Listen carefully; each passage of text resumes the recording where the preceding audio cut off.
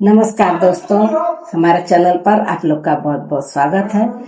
आज हम दोनों लोग तिलक गीत सुनाने जा रहे हैं और अच्छा लगेगा तो लाइक कर दीजिएगा, चैनल को सब्सक्राइब कर दीजिएगा।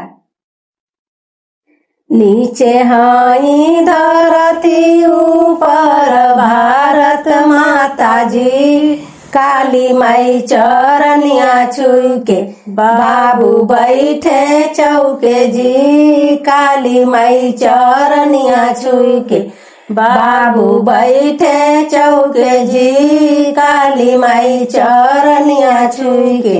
नीचे हाई धरती ऊपर भारत माता जी, दिया बाबा चरनिया छुई के बाबू बैठे चौके जी, दिया बाबा चरनिया छुई के बाबू बैठे चौके जी, दिया बाबा चरनिया छुई के। नीचे हाई धरती ऊपर भारत माता जी, दुर्गा माई चरनिया छुई के बाबू बैठे चौके जी, दुर्गा माई चरनिया छुई के बाबू बैठे चौके जी, दुर्गा माई चरनिया छुई के। नीचे हाई धरती ऊपर भारत माता जी, शीतला माई चरनिया छुई के बाबू बैठे चौके जी, शीतला माई चरनिया छुई के बाबू बैठे चौके जी, शीतला माई चरनिया छुई के।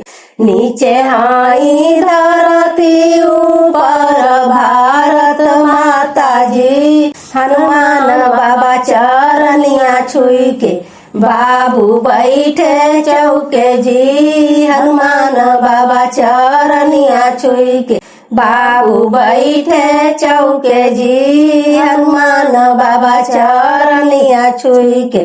नीचे हाई धरती ऊपर भारत माता जी, शिव गुरु चरनिया छुई के बाबू बैठे चौके जी, शिव गुरु चरनिया छुई के बाबू बैठे चौके जी, शिव गुरु चरनिया छुई के। नीचे हाई धरती ऊपर भारत माता जी, लक्ष्मी माई चरनिया छुई के बाबू बैठे चौके जी, लक्ष्मी माई चरनिया छुई के बाबू बैठे चौके जी, लक्ष्मी माई चरनिया छुई के।